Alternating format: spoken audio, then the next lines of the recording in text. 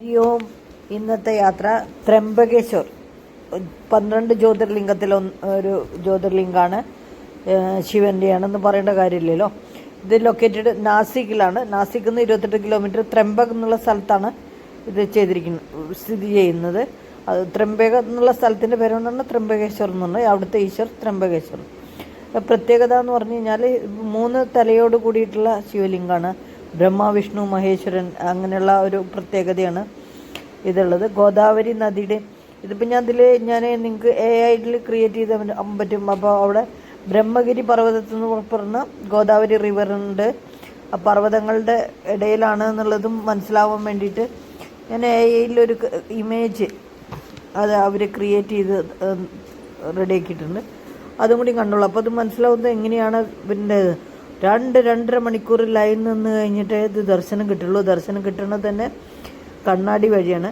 പക്ഷെ അത് ശരിക്കും അലങ്കരിച്ചിട്ടുള്ള രൂപം ഇത് അവരുടെ ഇതൊന്ന് കിട്ടിയിട്ടുള്ളതാണ്.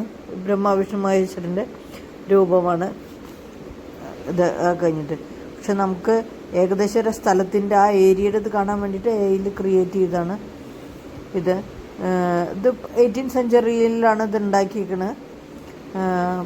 പിന്നെ പറയില്ല ഇവിടെ നാരായണ നാഗബലി,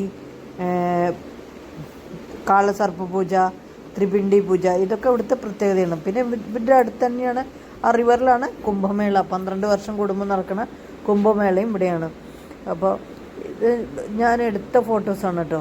കണ്ടില്ല എത്ര ഭംഗി ആയിട്ടുള്ള ഓരോ കൽപ്പണികൾ. ഫുള്ള് കരിങ്കല്ലാണ്, കരിങ്കല്ലിൻ്റെയാണ് അത്. അത്രയും ആ ഒരു അമ്പലത്തിൻ്റെ പ്രത്യേകത മനസ്സിലാവണമെങ്കിൽ വന്ന് കാണുക വേണം. കാണേണ്ട അമ്പലമാണ്.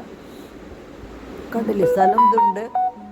അവിടെ സ്ഥലം ധാരാളമുള്ള തന്നെയാണ്. അമ്പലത്തിൻ്റെ പരിസരം ചുറ്റും വലിയ മാർക്കറ്റ് ഉണ്ട്. അങ്ങനെയൊക്കെയുള്ളൊരു സ്ഥലം തന്നെയാണ്. അമ്പലത്തിൻ്റെ ഉള്ളിലും സ്ഥലം ഇഷ്ടംമാരുണ്ട്. അതുകൊണ്ടാണ് അവർ ഇത് AI ഇമേജാണ് കേട്ടോ. തരം തിരിച്ച് ലൈൻ നിന്നും കൊണ്ടാണ്. കണ്ടില്ലേ അതൊന്നും തൊടാൻ പറ്റാത്ത രീതിയിൽ അഴിക്കമ്പികൾ വെച്ചിട്ടുണ്ട്.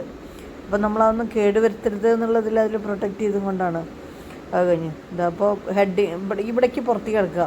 ഈ നട എനിക്ക് തോന്നുന്നത് കിഴക്ക് വശത്താണെന്ന് തോന്നുന്നത്.